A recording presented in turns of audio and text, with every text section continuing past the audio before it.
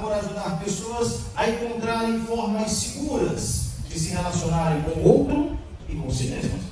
Possui especialização em formação em terapia do esquema, neurociência focada no trauma e trauma infomédico.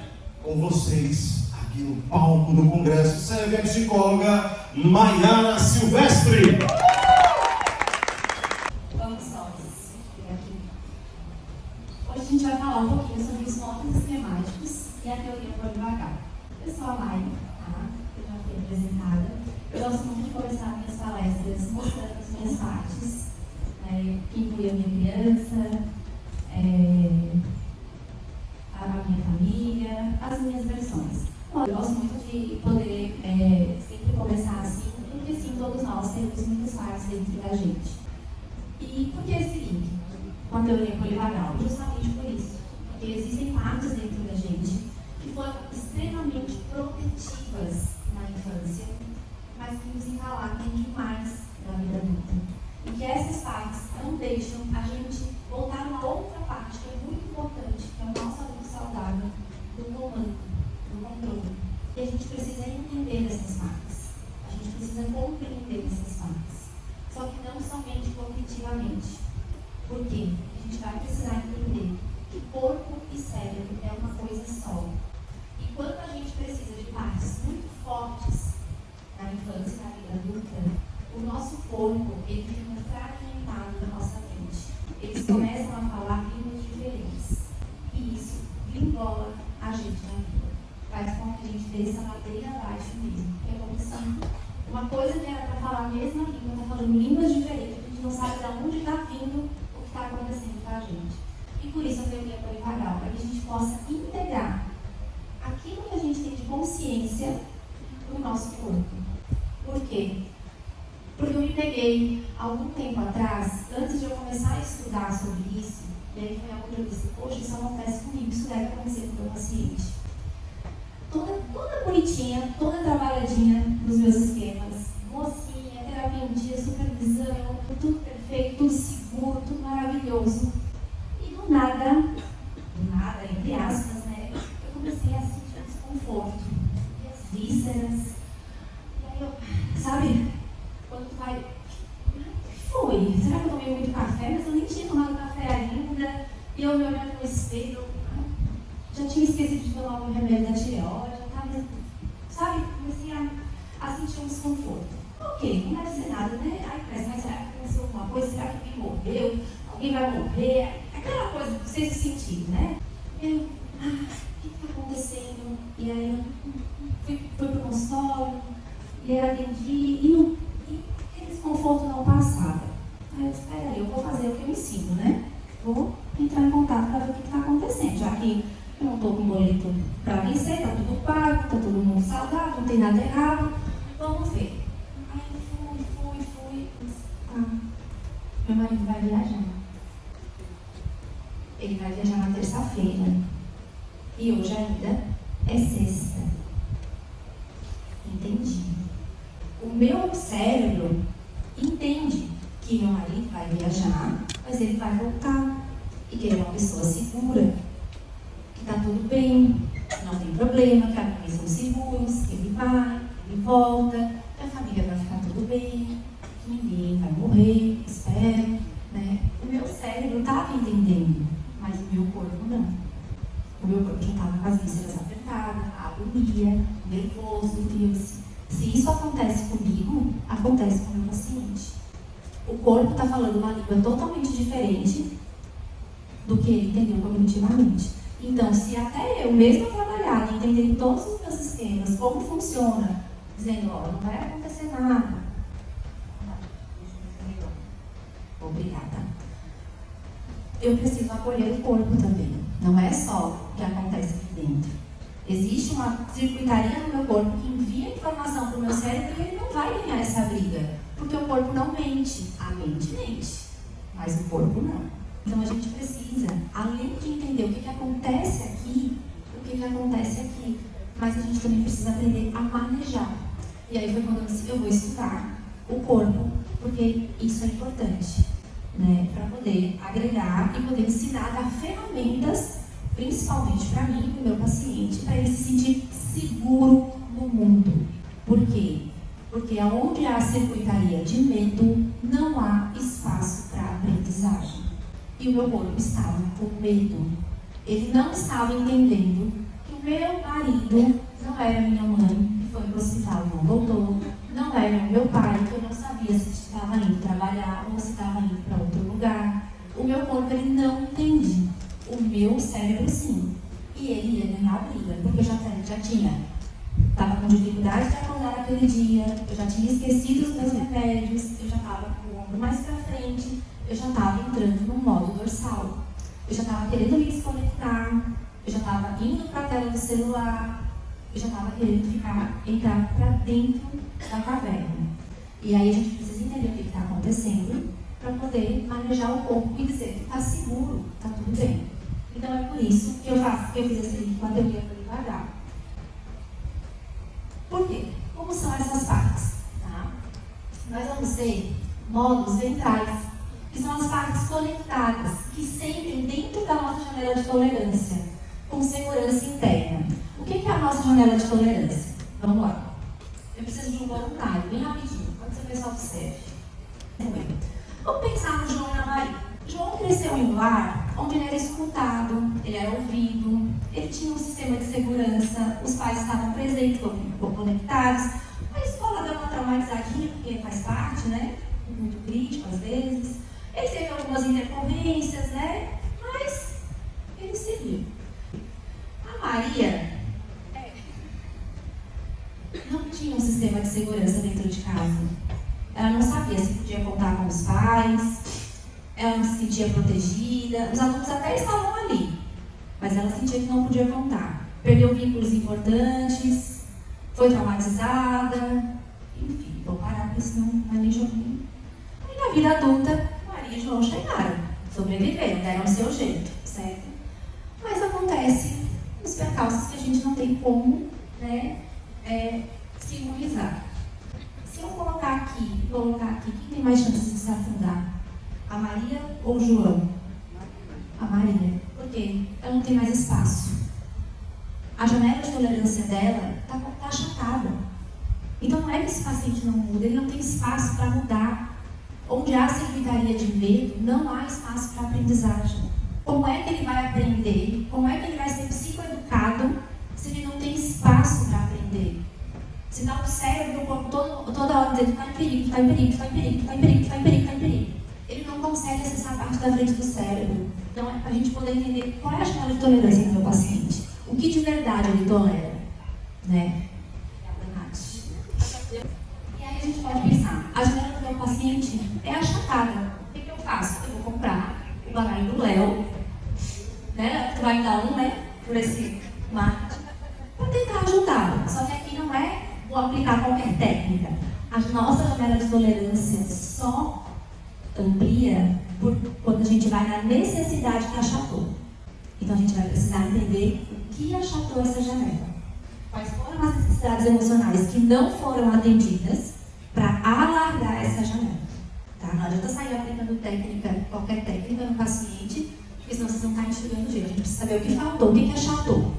Tá? Foi a falta de conexão, foi a falta de limites, foi a falta de autonomia, o que faltou ali que achatou essa janela. E aí, a gente vai ver os modos simpáticos também, tá? Que são as partes hipervigilantes ativadas na circuitaria de ansiedade, impulsividade, luta e fuga. Só que aqui a gente vai ter que tomar um cuidado, porque às vezes a gente pensa que é raiva. A raiva, muitas vezes, é o dorsal, que envolve a dor. Ele não me vê, ele não faz isso. Por que ele me machuca? É diferente de uma raiva simpática. Eu quero matar ele, eu vou mostrar para ele quantos passos faz uma canoa. Não tem uma dor, eu quero nocautear, tá? Já os módulos dorsais são as partes congeladas. A pessoa ela não consegue lidar com aquela dor. Envolve raiva também, mas é uma raiva com dor, tá? E as pessoas elas atuam em desesperança. A raiva da desesperança vem, não tem mais o que fazer, ele não me escuta, ele não me vê, eu não aguento mais. Existe um tom, mas é um tom, escutar o que o paciente está dizendo. É um tom de desesperança. Às vezes ele consegue gritar, ele consegue ter raiva, mas é desesperança. Então a gente precisa entender isso, tá? E a gente vai refletir Isso. Como é que a gente vai pensar na teoria polivagal para ajudar o paciente? A gente vai ter que entender que cérebro e corpo é uma unidade. Não dá para separar. Tá? Os dois precisam falar a mesma língua. Então, a gente tem que perceber o corpo do paciente. Né? A gente precisa fazer um check-up para ver se a gente está bem. A gente precisa olhar a janela de tolerância, né? E alargar a janela de tolerância desse paciente. Né? A gente precisa oferecer segurança interna para esse paciente. A gente precisa oferecer ferramentas de autoconsciência e muita autocompaixão e acolhimento. E eu tenho que perguntar para vocês, olhando essas figuras, o que vocês acham que essas pessoas precisam? Ajuda. Porque meu paciente sabe, né? Eu sempre falo, quando alguém está afogado, ele não precisa aprender a nadar, ele precisa ser resgatado. Porque onde há secretaria de medo, não há espaço para aprendizagem. Eu vou ensinar essas pessoas a nadar, elas vão morrer. Elas precisam ser resgatadas. Depois, com segurança, com calma, a gente ensina elas a nadar. Tá? Mas antes, a gente precisa resgatar, tirar elas dessa secretaria, tirar elas desse desespero. Porque senão elas não vão aprender.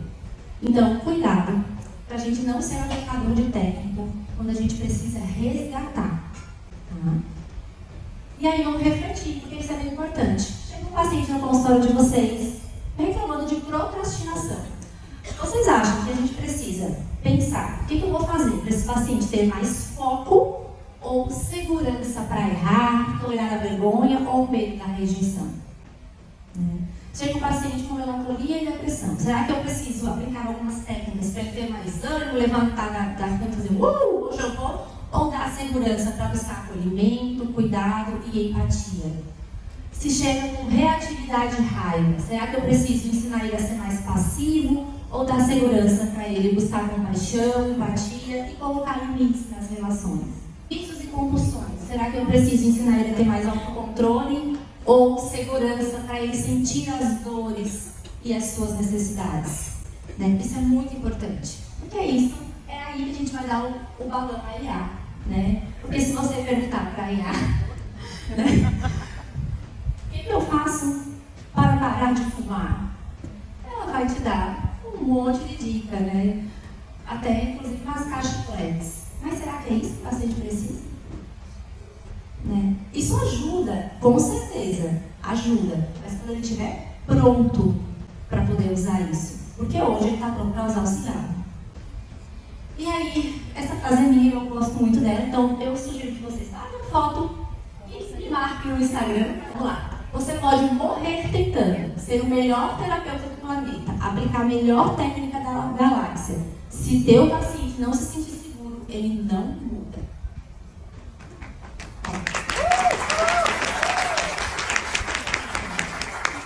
E a técnica e a teoria polivagal, ela me deu muita segurança, muita base. E aquela coisa, eu sempre falo, eu não aplico nada para meus pacientes que eu não tenha aplicado primeiro em mim. E ela assim, me ajudou muito a buscar essa segurança corporal, né, essa segurança interna, entender o que estava acontecendo comigo, para buscar o que eu preciso. E aí eu vou mostrar um vídeo para vocês possam entender essa frase na prática. Tem som? É que o som emociona mais.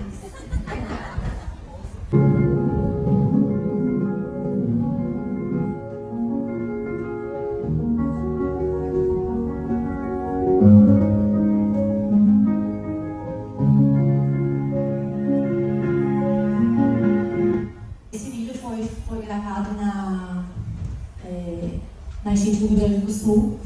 Não sei se vocês acompanharam. Esses cachorrinhos eles foram resgatados e já no abrigo, com cobertorzinhos, com alimento, eles continuavam subindo em cima do telhado. E é isso que acontece com a gente. Vamos pensar que subir em cima do telhado são as nossas partes, né? Quando a gente está com medo, quando a gente não entende, quando a gente está realmente nessa secretaria, seja corporal ou seja na nossa mente, porque realmente existe uma guerra interna na nossa mente, a gente vai para um lugar onde a gente aprendeu que é seguro. Né? E por que isso acontece? Porque a segurança interna foi corrompida. Houve uma segurança interna roubada desses cachorros. E não adianta que eu chegue lá e fale, desce cachorro, teu lugar no chão aqui é melhor, ó, vem cá, que tem um cobertor quentinho, tem comida, ele está com medo. Ele está morrendo de medo de morrer, de perder as pessoas importantes para ele, daquela chuva levar ele. Ele não vai descer, só porque eu estou pedindo para ele descer. O paciente não vai mudar só porque ele quer que ele mude, ele precisa de segurança interna. Ele precisa se sentir seguro para descer, ele precisa descer e dizer, opa, estou bem. E aí a gente pode usar a teoria polivagal para uma das ferramentas para ajudar a implantar essa segurança interna novamente dentro do paciente. Ela pode ser a chave para compreender os nossos comportamentos, que são os movimentos buscando segurança no mundo, tá? Que são os nossos modos, lembra? Gente, repitam comigo. Não há parte ruim. Não há parte ruim. Agora bota a mãozinha no coraçãozinho. Não há parte ruim. Não há parte ruim. Não existe parte ruim. Existe o que ela está tentando dizer, o que ela quer comunicar, o que está faltando, tá? Então é muito importante que isso fique, né? Porque isso tira um pouco dessas vozes críticas, né? Para a gente entender o que está acontecendo. E a gente pode ajudar os nossos pacientes a se conhecerem melhor, né? E se regularem emocionalmente e se sentirem seguros no mundo. O nosso sistema nervoso autônomo, ele não é apenas responsável pelas funções automáticas do nosso corpo, tipo uma cobra, pulei. Não, ele também é crucial para que a gente possa entender as reações emocionais e comportamentais, tá?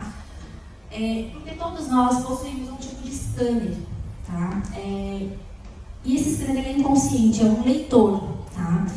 E esse leitor ele fica responsável por analisar o que a gente vê externamente para ficar ligado, né, nos sinais de perigo.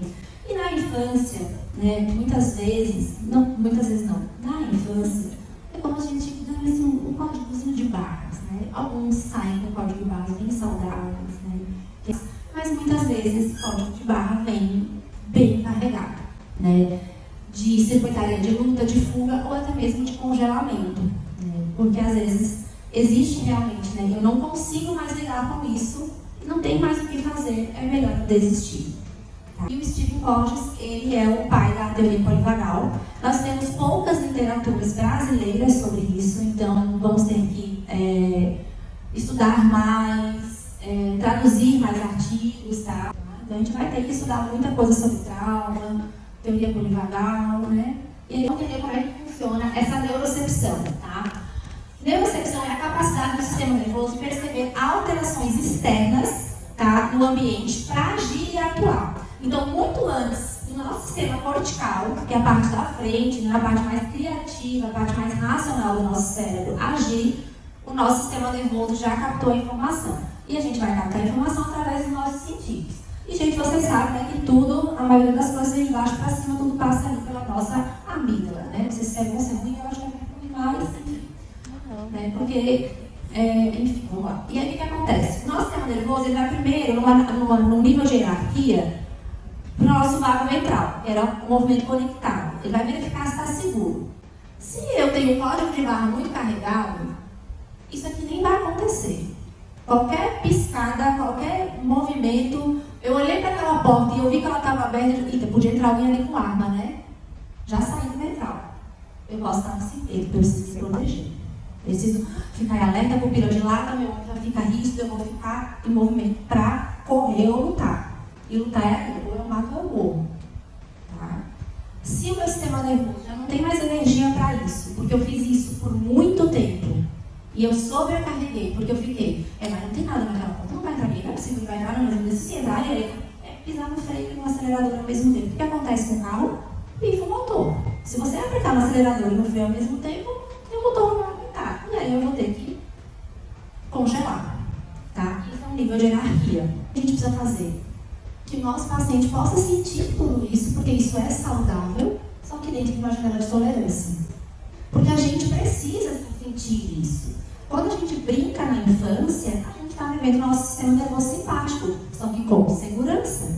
A gente está aprendendo a correr, coleguinha, se esconder, está ativado, mas dentro da janela de tolerância. Quando a gente começa a fazer aquela higienização, ficar mais quentinho, não é que é o colo, a gente está no nosso sistema dorsal, mas dentro da janela de tolerância. Então a gente vai precisar fazer um ampliamento dessa janela de tolerância para que o paciente possa sentir, né, o seu sistema nervoso dentro dessa janela e também poder entender como ele se resgata para esse vago ventral. Tá? Aqui é só uma colinha, tá? Podem bater a foto, vou deixar para vocês a fotinho. Né? Aqui vocês vão entender o que acontece, né, dentro do vago ventral. A gente fica mais brincalhão, contato visual, movimento organizado, começa algo e continua, fica espontâneo, bom contato com os outros, consciente. Na hiperativação a gente já fica mais reativo, ansioso, hipervigilante, defensivo. Na hipoativação a gente fica mais, os afetos superficiais, robóticos, mais desligado, mais congelado. E aí a gente pode pensar em modos. Quais são os meus modos vago-ventrais? Meu adulto saudável é minha criança feliz. A gente está conectado, a gente está bem, a gente consegue olhar no olho, a gente está buscando conexão, né? A gente está a parte da frente do cérebro bem trabalhadinha. Se a gente está aí com os modos hipercompensadores críticos e punitivos, eles são mais simpáticos, tá? E os modos mais resignados são os evitativos, né? Que são os estados mais dorsais. Os resignados evitativos são os mais dorsais. Mas não era o protetor raivoso, é dorsal.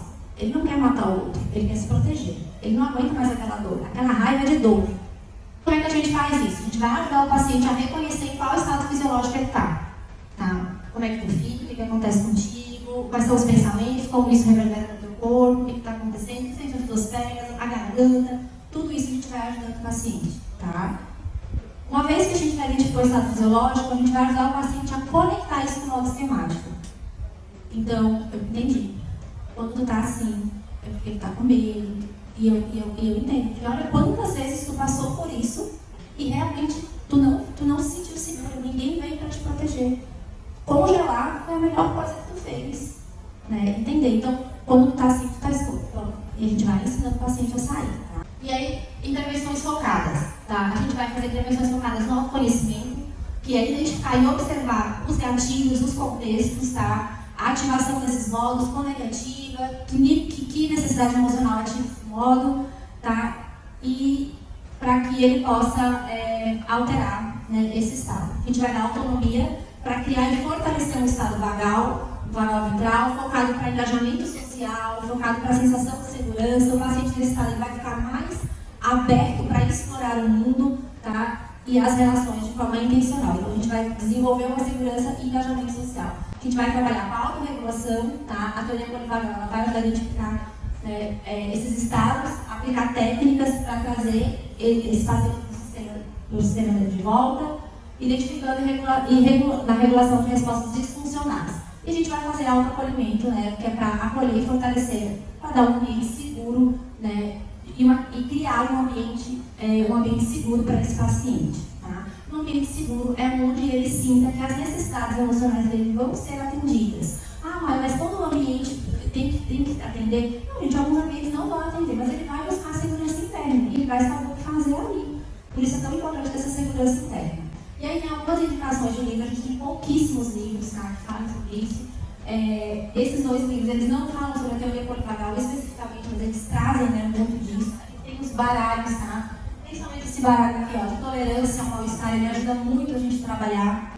Tem esse baralho aqui de mindfulness, que é para trabalhar a atenção plena, para a gente poder trazer esse paciente para o vago ventral, porque é a nossa função. A gente tem um baralho da Debbie Dana, só que ele é em inglês. E aí a gente vai lançar um em português, hoje já autorizou. Uma releitura, só que com mais coisas, né? Inclusive mais específicas para o nosso público. A gente sabe que o Brasil é diferenciado, né? Quando eu entendi isso, quando eu fui para esse processo, eu entendi que existe um processo para a gente poder fazer a mudança, a cura. A gente não consegue mudar sem se sentir seguros. A gente precisa de um nível de segurança. Então, eu criei uma metodologia que leva a gente a buscar esse nível de segurança interna e externa nas relações de forma mais autônoma. Tá? Entender o que acontece com a gente vai poder se conhecer, entender a nossa história, né? Entender o que aconteceu com a gente, entender quais as nossas lentes, o que acontece, como o nosso cérebro processa o medo, tá? Se acolher, importante acolher as nossas partes, o nível de segurança, né? Se fortalecer, tá? Usar de ferramentas para autofortalecimento e aí sim entrar no processo de mudança. Porque a gente só muda quando a gente está seguro.